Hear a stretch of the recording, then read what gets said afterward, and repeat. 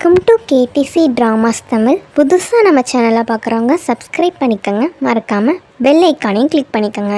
இன்றைக்கி நம்ம ஏற்கனவே பார்த்துட்டு இருந்த மாடர்ன் ட்ராமாவோட 16வது எபிசோட் தான் பார்க்க போகிறோம். இந்த எபிசோடோட ஸ்டார்டிங்கில் எங்கேருந்து காட்டுவாங்க அப்படின்னா, வீடியோ காலை வாங்க பார்த்ததுனால நம்ம லியாவுக்கு டவுட் வரும். காயத்தை பார்த்தா ஏதோ சண்டை போட்ட மாதிரி தரலையேன்னு சொல்லிட்டு டேரெக்டாக அப்பார்ட்மெண்ட் வந்து செக் பண்ணி பார்ப்பான். அங்கே வந்து பார்க்கும்போது தான் தெரியும் யாரும் செம்மையாக அடிச்சிருக்காங்கன்னு சொல்லிட்டு. அவள் கேட்பா யார் அடிச்சதுன்னு கேட்கும்போது, இல்லை அந்த டாக்ஸியில் வரும்போது சின்ன பிரச்சனை ஆயிடுச்சு, ஆனால் டாக்ஸி டிரைவர் தான் அடிச்சிட்டான் அப்படின்ற மாதிரி சொல்லிட்டு இவன் எப்படியோ மேனேஜ் பண்ணுவான். ஆனால் அவளுக்கு புரியுது இவன் மேனேஜ் தான் பண்ணுறான்னு சொல்லிட்டு. இருந்தாலும் பெருசாக வந்து இன்னும் வந்து ஃபோர்ஸ் பண்ணி கேட்க வேணாம்னு சொல்லிட்டு, இதுக்கு மேற்பட்ட ஏதாவது ஒரு சின்ன விஷயம்னாலும் என்கிட்ட மறைக்காமல் உண்மையை மட்டும் சொல்லு, இல்லைன்னா என்னால் தாங்கிக்க முடியாது அப்படின்ற மாதிரி சொல்லிட்டு அவள் பேசிகிட்டு இருப்பான். இந்த டைம் பார்த்தோம் அப்படின்னா நம்மளையும் என்ன பண்ணுவார் அப்படின்னா, ஃப்ரெண்ட்ஸோடு சுற்றி முடிச்சுட்டு அப்பார்ட்மெண்ட்டுக்கு வந்து ரிட்டன் வருவார். வந்து பார்த்தோம் அப்படின்னா டேபிளில் அவருக்கு சாப்பிட்றதுக்காக 4 வெரைட்டியான ஃபுட்ஸ் இருக்குமா. இதெல்லாம் பார்த்துட்டு எப்படி ஷியா தான் பண்ணியிருப்பான்னு சொல்லிட்டு ஷியாவை வம்புலுக்கலான்னு சொல்லிட்டு ஷியாவோட ரூம் கதவை வந்து தட்டுவாராம். ஒன்று ஷியா வெளியில் வருவாங்க. இதுக்கு இப்போ நைட் நேரத்தில் தூங்கக்கூடாமல் கதவை தட்டுறீங்கன்னு கேட்கும்போது, இல்லை சாப்பாடு சூடு பண்ணி தர சொல்லதான் அப்படின்ற மாதிரி கேட்கும்போது, இங்கே பாருங்கள் இதுக்கு மேலே கதவை தட்டினீங்கன்னு வச்சுக்கோங்களேன், உங்கள் காலை உடச்சி விட்ருவேன் பார்த்துக்கோங்க, ஃபஸ்ட்டு காலை எடுங்க போங்க, நான் தூங்கணும் அப்படின்ற மாதிரி சொல்லி பேசிகிட்டு இருப்பாங்க. ஏன் இந்த மாதிரி பண்ணுறேன், நான் கரெக்டாக தானே சொல்கிறேன் அப்படின்ற மாதிரி சொல்லும்போது, இல்லை நீங்கள் ரொம்ப ஓவராக பண்ணுறீங்க, நீங்கள் இந்த மாதிரி பண்ணிட்டு இருந்தீங்க அப்படின்னா உங்களை வந்து நான் இங்கே அடித்து துரத்தி விட்டுறேன் அப்படின்னு சொல்லவும், இங்கே பாரு என்னை மட்டும் நீ அடித்து துரச்சிட்டேன்னு வச்சுக்கோவேன், நீ தான் ஹாஸ்பிட்டலில் சேர்த்து என்னை பார்த்துக்கணும், பாரு என்னை பார்த்துக்க கூட யாருமே இல்லை, உனக்கே தெரியும்ல என்னோடய சுச்சுவேஷன், அப்புறம் இந்த வீட்டை நீ விற்று தான் எனக்கு வந்து மெடிக்கல் பில்லாம் கட்டணும் பார்த்துக்கோ அப்படின்ற மாதிரி சொல்லும்போது, சரி விடுங்க, அப்புறம் நான் சாப்பாடெல்லாம் ரெடி பண்ணி வச்சதே உங்களுக்காக தான், காலையில் வாங்க விஷயத்தில் எனக்கு ஹெல்ப் பண்ணிங்களா அதுக்காக தான் அப்படின்னு சொல்லவும், சரி ஓகே அப்போ பிரச்சனை இல்லை, நானே சாப்பாடு சூடு பண்ணி சாப்பிட்டுக்கிறேன், நீ பாடு சாப்பாடு வச்சுருந்தியா திருப்பி எது விஷம் கலந்துட்டியோன்னு தான் டவுட்டு கேட்க வந்தேன் அப்படின்ற மாதிரி சொல்லிட்டு அவர் சாப்பிட்றதுக்கு அங்கேருந்து கிளம்பி போயிடுவார். இப்போ ஹீரோயின் வந்து தனக்காக ஸ்பெஷலாக ரெடி பண்ணியிருக்கா அப்படின்றப்ப அவருக்கு ரொம்ப சந்தோஷமாக இருக்கும். சந்தோஷமாக தான் சாப்பிட்டுட்டு இருப்பாங்க. இன்னொரு பக்கம் நம்ம ஜூனுக்கு வந்து ரொம்ப மனசு கஷ்டமாக இருக்கும். எப்போ பாரு அவள் வந்து ரிஜெக்ட் பண்ணிகிட்டே இருக்காள் தாங்கியும். அதனால் வந்து ரொம்ப கஷ்டப்பட்டு அப்படியே படுத்து புலம்பிகிட்டு இருப்பாராம். அவங்க அப்பாவுக்கு என்ன பிரச்சனை அப்படின்ற மாதிரி சொல்லிட்டு அப்பா அம்மா 2 பேரும் நோட் பண்ணி பார்ப்பாங்க. வர சரியில்லையே அப்படின்ற மாதிரி சொல்லிட்டு தான் இருக்கும். அப்போ அம்மா என்ன சொல்லுவாங்கன்னா, ஒருவேளை ஆஃபீஸில் ஏதாவது பிரச்சனையாக இருக்கும் போல் அப்படின்ற மாதிரி சொல்லுவாங்க.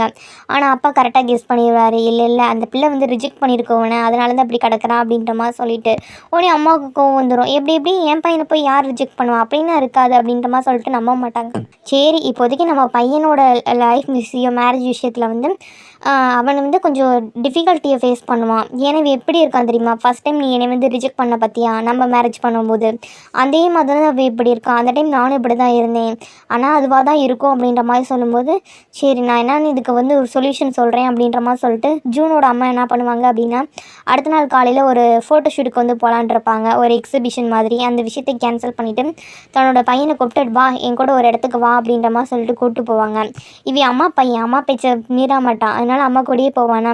எங்கே கூப்பிட்டு போவாங்க அப்படின்னா, அந்த ஊரில்னா பார்க்கில் எல்லாத்தையும் அந்த மேரேஜ் மேட்ச் மேக்கிங்லாம் பண்ணுவாங்கள்ல, அதுக்குன்னு ஒரு பிளேஸ் இருக்கும். அங்கே வந்து ஒரு பெரிய மெகாஃபோனை கொண்டு போய் வச்சுக்கிட்டு, இது வந்து என்னோடய என் பையன் பேர் வந்து ஜூனு, இவன் பார்க்க ரொம்ப ஹைட்டாக இருப்பான், ரொம்ப கலராக இருப்பான், இந்த மாதிரி இந்த யூனிவர்சிட்டியில் வந்து கிராஜுவேட் முடிச்சிருக்கான், சிவில் சர்வீஸ் எக்ஸாமில் பாஸ் பண்ணியிருக்கான் அப்படின்ற மாதிரி சொல்லிட்டு பெருமையாக தன்னோட பையனோட டீட்டெயில்ஸ்னால் சொல்லவும், உடனே அங்கே வந்து மேட்ச் மேக்கிங்க்கு வந்திருப்பாங்களே நிறைய அப்பா அம்மா, அவங்களாம் ஒவ்வொருத்தங்களாம் வந்து நம்பர்ஸ்லாம் கொடுக்க ஆரம்பிச்சிருவாங்க. கான்டாக்ட்ஸ் எல்லாம் வாங்கிட்டு இருக்கும்போது இவனுக்கு ஒரு மாதிரி எம்பாரஸ்மெண்ட்டாக இருக்கும்.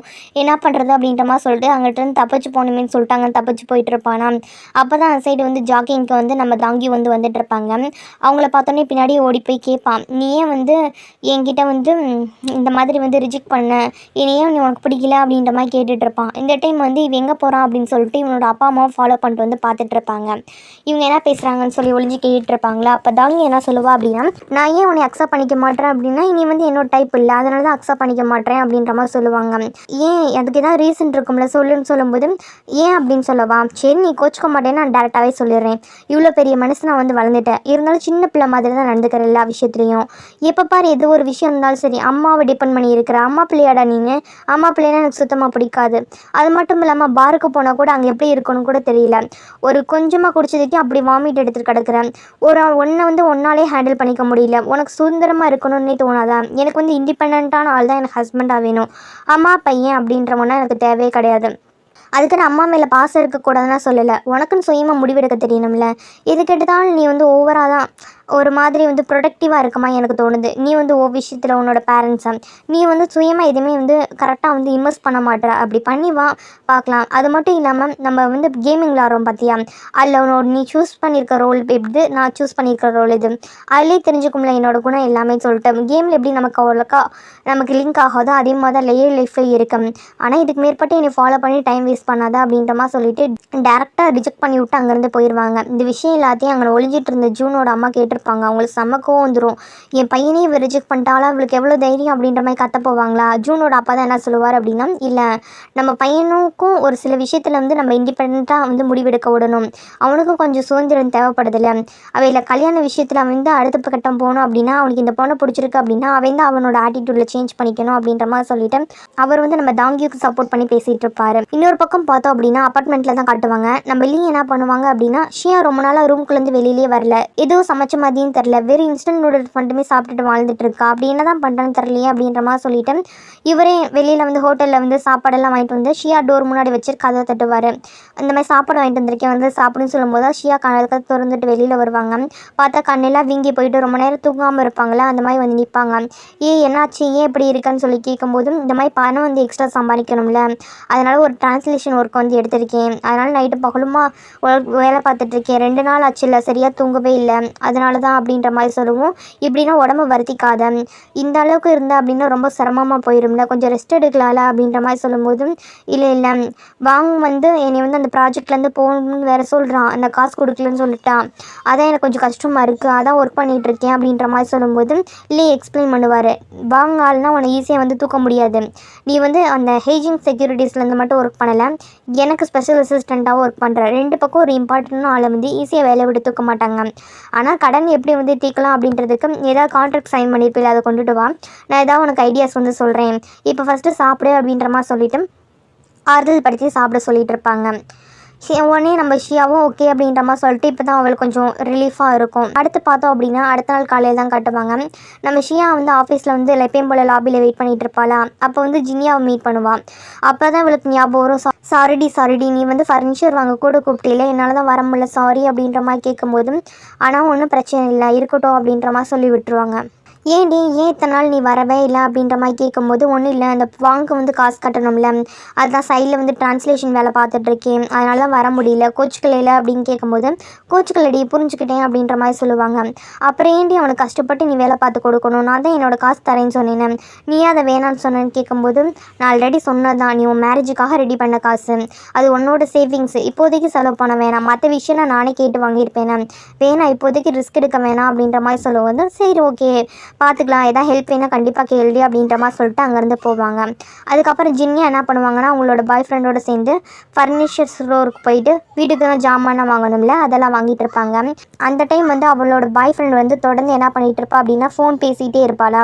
அதெல்லாம் பார்க்கவும் ரொம்ப பதட்டமாக இருக்காரு அப்படின்ற மாதிரி சொல்லிட்டு என்னாச்சு அப்படின்ற மாதிரி சொல்லி கேட்கும்போது, ஒன்றும் இல்லை ப்ராஜெக்ட் சரியில்லை அப்படின்ற மாதிரி சொல்லிட்டு அவர் ஃபீல் பண்ணிகிட்டு இருப்பார். இவளும் அதுக்கடுத்து பெருசாக வந்து பேசிக்க மாட்டான், எதுவும் கேட்காம அப்படியே விட்டுருவான். இன்னொரு பக்கம் வந்து இவள் புரிஞ்சுக்குவான் விஷயம் வந்து எந்தளவுக்கு ப்ரெஷரை வந்து அங்கே ஹேண்டில் பண்ணிகிட்ருப்பா ஆஃபீஸில் அப்படின்ற மாதிரி சொல்லிவிட்டு ஒரு மாதிரி வந்து இது பண்ணிகிட்ருப்பாங்க. அந்த விஷயத்தை வந்து இவர் என்ன பண்ணுவா அப்படின்னா டேரெக்டாக தன்னோட பாய் ஃப்ரெண்ட் கிட்ட சொல்லுவாளாம். இது மாதிரி அவளுக்கும் கஷ்டமாக இருக்கும்ல, இந்தளவுக்கு அவளுக்கும் அழுத்தம் கொடுத்துருப்பாங்களா ஆஃபீஸில் அப்படின்னு சொல்லிட்டு தான் ஃப்ரெண்டை பற்றி இவங்ககிட்ட வந்து கொஞ்சம் புரிய வைக்க ட்ரை பண்ணுவாள். அப்போ வந்து அவங்க வந்து கொஞ்சம் எரிச்சு வர மாதிரி பேசிடுவான். அவங்கவுங்களுக்கு வந்தால் தான் அந்த வழி தெரியும், நீ தேவையில்லாமல் இதை பண்ணியாத அப்படின்ற மாதிரி சொல்லிவிட்டு ஃப்ரெண்டுக்கு சப்போர்ட் பண்ணாதன்ற மாதிரி பேசும்போது இவளுக்கு கொஞ்சம் சுருக்குன்னு இருந்தாலுமே ரொம்ப தப்பான எடுத்துக்க மாட்டான். ஓகே இவ ஒரு டென்ஷனில் பேசுகிறான் அப்படின்ற மாதிரி சொல்லிட்டு ஸ்மூத்தாக கொண்டு போவாள்.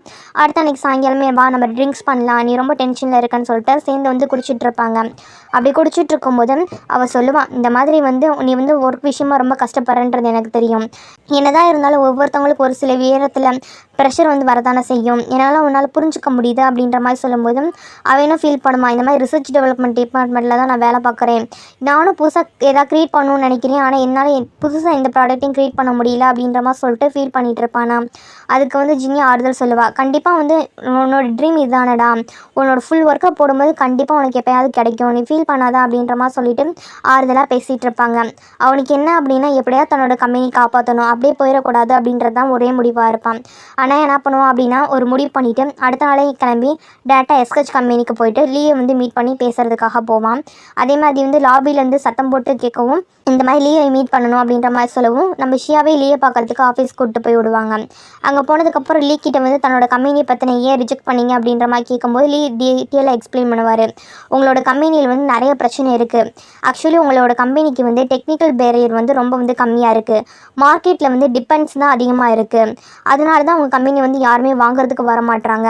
இதுக்கு முன்னாடி வரைக்கும் நீ எஸ்கச் குரூப்போட கான்ட்ராக்ட் போட்டிருந்தீங்களே, அவங்க என்ன பண்ணியிருக்காங்க அப்படின்னா பழைய கான்ட்ராக்டை மட்டும் அப்படியே காட்டி அந்த பணத்தை வந்து இன்வெஸ்ட்மெண்ட்டாக உங்களுக்கு கொடுக்கல. இன்வெஸ்ட்மெண்ட்டாக கொடுத்தாங்கன்னா பிரச்சனையே கிடையாது, லோன் மாதிரி உங்களுக்கு கொடுத்துருக்காங்க. அப்படி லோனாக கொடுத்ததுனால புதுசாக உங்கள் கம்பெனி யார் வாங்கினாலும் அந்த லோன் பணம் ஃபுல்லாகவே அவங்க அடைச்சிட்டு தான் அந்த காசை திருப்பி கொடுத்ததுக்கப்புறம் தான் உங்கள் கம்பெனியை வந்து வாங்க முடியும்.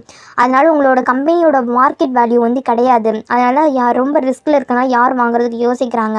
புதுசாக நீங்கள் ஏதாவது ஒரு ப்ராஜெக்ட் கண்டுபிடிச்சிங்கன்னா கூட அந்த ப்ராஜெக்ட் வேல்யூ காரணமாக அவ்வளோ லோன் பணத்தை கட்டி கூட வாங்குவாங்க. கிட்டத்தட்ட 3 வருஷமாக அவங்க உங்களுக்கு ஃபண்டிங் பண்ணியிருக்காங்களே, அது எல்லாமே இன்வெஸ்ட்மெண்ட்டாக பண்ணல, லோன் மாதிரி கொடுத்துருக்காங்க. இப்போ புதுசாக யார் வாங்கினாலும் சரி, நீயே வாங்கினாலும் சரி, அந்த 3 வருஷத்துக்கான பணத்தை செட்டில் பண்ணணும், அதுக்கான வட்டி செட்டில் பண்ணணும், எல்லாம் பாரு அப்படின்றப்ப யார் வருவா, இதான் இந்த உண்மையான ப்ராப்ளம் சொல்லிட்டு அதெல்லாம் எக்ஸ்பிளைன் பண்ணிட்டு இருப்பாங்க. இந்த டைம் வந்து ஷியா வந்து வெளியில் வெயிட் பண்ணிட்டு இருப்பாளா. அப்போ ஜின்யா வந்து இவளுக்கு வந்து கால் பண்ணி லஞ்ச் போகலாமா அப்படின்ற மாதிரி கேட்கும்போது சரி அப்படின்ற மாதிரி சொல்லிட்டு லஞ்ச் போவாங்க. அவங்க லஞ்ச் சாப்பிட்டுட்டு இருக்கும்போது அந்த இடத்துக்கு வந்து திரும்பி வந்து வாங்க வருவான். அவனை பார்த்ததும் என்ன பண்ணுவாங்க அப்படின்னா இப்போதைக்கு 5 லட்சம் காசு என்கிட்ட இருக்குது அப்படின்ற மாதிரி சொல்லிட்டு அவள்கிட்ட இருக்க காசை எடுத்து வச்சுட்டு இதை எடுத்துக்கோ அப்படின்ற மாதிரி சொல்லுவாங்க. ஆனால் என்கிட்ட காசுன்னா அந்தளவுக்கு இல்லையே அப்படின்ற மாதிரி சொல்லும்போது இல்லை நீ காசு இல்லை அப்படின்னா வேலையை விட்டு போ அப்படின்ற மாதிரி சொல்லிட்டாமே திருப்பி ப்ரெஷர் பண்ணுவானா. உடனே ஒரு பெருசாக வந்து சீன் கிரியேட் பண்ணிடுவாங்க. பார்த்தீங்களா, காசு கொடுக்கல அப்படின்றதுக்காக என்னை வேலையை விட்டு போக சொல்கிறீங்களா, உன்னோட எக்ஸ் கேர்ள் ஃப்ரெண்ட் அப்படி தான் பேசுவியா அப்படின்ற மாதிரி சொல்லிட்டு ஜினியா வந்து சண்டை போட ஆரம்பிப்பா. கரெக்டாக இந்த டைம் பார்த்து அந்த சைடு வந்து லியா வருவாளாம். தன்னோட பாய் ஃப்ரெண்ட் கிட்டே இவங்க யாரும் ரொம்ப மோசமாக பேசுகிறாங்க அப்படின்ற மாதிரி சொல்லிட்டு அவள் வந்து இங்கே என்ன நடக்குது அப்படின்ற மாதிரி சொல்லிட்டு அவள் வந்து பாப்பா. இங்கே என்ன நடக்கிற பிரச்சனையை அவள் கேட்டுக்காம நீ வந்து என் பாய் ஃப்ரெண்டை தப்பாக பேசிட்டில, அப்போ வந்து நீ ஆப்போசிட் கம்பெனிலேருந்து தான் வந்திருப்ப, எங்களோட ஹோட்டலோட ரெப்புடேஷனை கெடுக்க பார்க்குற, ஆனால் உன்ட்ட கேஸ் கொடுக்க போகிறேன் அப்படின்ற மாதிரி சொல்லிட்டு ஜின்யா வந்து ரொம்ப வந்து கார்னர் பண்ணுற மாதிரி பேசிகிட்டு இருப்பாளா. அதுக்கு ஜின்யா சும்மா இருக்க மாட்டா. அப்படியா, நானும் சொல்லுவேன் இந்த வாங்க வந்து சீட்டிங் பண்ணிட்டான், அது மட்டும் இல்லாமல் தனக்கு கேர்ள் ஃப்ரெண்ட் இருக்கும்போது உங்க கூட அஃபரில் இருந்தான்னு சொல்லுவேன், எல்லாத்தையும் சொல்லவா அப்படின்ற மாதிரி சொல்லும்போது நீ மட்டும் அப்படி ஏதாவது ஒரு பொருளை கிளப்பி விட்டேன் அப்படின்னா நான் உண்மையில டிஃபமேஷன் கேஸ் போடுவேன் அப்படின்ற மாதிரி அவள் சொல்லுவான். இப்படி 2 பேரும் ஒருத்தருக்கு ஒருத்தர் சண்டை போட்டுட்டு இருக்கும்போது இது வந்து அவளோட கம்பெனி தானே, ஆனால் செக்யூரிட்டி கார்ட்ஸை வந்து இந்த ஜினியாவை பிடிச்சிட்டு போங்க அப்படின்ற மாதிரி சொல்லிட்டு இருப்பாங்க. உடனே செக்யூரிட்டி கார்ட்ஸும் வந்துருவாங்க. கரெக்டாக அந்த டைம் தான் மீட்டிங் முடிஞ்சு ஜினியாவோட பாய் ஃப்ரெண்ட் அங்கே வருவானா. இந்த மாதிரி தான் கல்யாணம் பண்ணிக்க போகிற பொண்ணு வந்து யாரும் இழுத்துட்டு போகிறாங்கன்னு சொல்லிட்டு நிறுத்துங்க, அவள் யாரும் தொடக்கூடாது அப்படின்ற மாதிரி சொல்லிட்டு செக்யூரிட்டி கார்ட்ஸ்லாம் தட்டி விடுவாங்க. அப்போ அங்கே தான் ஷியா வருவா. ஷியா வந்துட்டு இப்போ நடக்கிற விஷயங்கள் எல்லாத்தையும் பார்த்துட்டு இருப்பாங்க. ஆக்சுவலி வாங்க வந்து எதுக்கு பணம் கேட்டிருப்பா அப்படின்னா அவங்களோட அம்மாவுக்கு தான் உடம்பு முடியல, இந்த மாதிரி கிட்னி வந்து டிரான்ஸ்ஃபர் பண்ணணும் அப்படின்றது இப்போ தான் அவளுக்கு தெரிய வந்துடும். சாரி அது எனக்கு தெரியாது, நான் கூடிய சீக்கிரம் கொடுத்துட்றேன் அப்படின்ற மாதிரி சொல்லிட்டு பேசிகிட்டு இருப்பாள். தன்னோட ஷேர்ஸ் வந்து கொடுத்துட்றேன் அப்படின்ற மாதிரி சொல்லிட்டு. ஆனால் இவங்க வந்து இந்த லியாவுக்கு வந்து பிரச்சனையை முடிக்க மாட்டாங்க. இந்த மாதிரி வந்து நம்ம ஜினியாவோட பாய் ஃப்ரெண்டை பார்த்ததும் நீ தான் இந்த பிரச்சனைக்குனா காரணமாக, உங்கள் கம்பெனியை வந்து நாங்கள் தூக்கி விட போகிறோம் அப்படின்னு தெரிஞ்சு உன்னோட கேர்ள் ஃப்ரெண்ட் வச்சு பிரச்சனை பண்ண ஆரம்பிக்கிறியா, இப்படி தான் பப்ளிக்காக வந்து ட்ராமா கிரியேட் பண்ணுவியா அப்படின்ற மாதிரி சொல்லிட்டு எல்லா பழையும் தூக்கி இப்போ இவன் மேலே போட ஆரம்பிச்சிருவாங்க. நான் அப்படி பண்ணலன்னு சொல்லி எக்ஸ்பிளைன் பண்ண வந்தாலுமே அங்கே எதுவுமே இருந்திருக்காது, ஃபுல்லாகவே பெரிய இஷ்யூ மாதிரி இருந்திருக்குமா. இப்போ தான் அங்கே இவ்வளோ பெரிய குழப்பம் வந்துருச்சுல, யார் வந்து யார் மேலே ப்ளேம் பண்ணுறது அப்படின்ற மாதிரி சொல்லிட்டு ஜஸ்ட் பேசுகிறதுக்காக போனாங்க. ஆனால் இவ்வளோ பெரிய இஷ்யூ ஆயிடுச்சு அப்படின்ற மாதிரி சொல்லிட்டு இந்த மாதிரி போயிருக்கோம். நம்ம ஷியாவுக்கு இப்போ தான் புரியுது வந்து எந்த அளவுக்கு வந்து மோசமாக போயிட்டுருக்குன்னு சொல்லிட்டு. ஜஸ்ட்டு நம்ம வாங்க காசு கொடுக்கறது வேற, இப்போ வந்து ஒரு கம்பெனியே போகுது அப்படின்றப்ப இது என்ன பெரிய இஷ்யூவாக போகுது. ஆனால் இதை பற்றி எதுவுமே நம்மக்கிட்ட ஏன் யாருமே சொல்லலை, இது முன்னாடி எல்லாருக்கும் தெரிஞ்சிருக்குல்ல, நம்மளை மட்டும் எதுக்கு நெக்லெக்ட் பண்ணுறாங்க, நம்மளே மட்டும் ஏன் ஒமிட் பண்ணுறாங்க அப்படின்ற மாதிரி சொல்லிட்டு இவோ ஒரு பக்கம் தனியாக வந்து லூஸ் மாதிரி யோசிச்சுட்டு இருப்பான். இதோட என்ன ஆகுது அப்படின்னா இந்த எபிசோட் வந்து முடியுது. அடுத்து என்னாகும், இது ஆக்சுவலி இந்த சண்டையே ஒரு குழப்பமாக தான் இருக்குது. இந்த சண்டைக்கு அப்புறம் என்ன நடக்கும் அப்படின்றதுனா அடுத்த வர எபிசோடுகளை வந்து பார்க்கலாம்.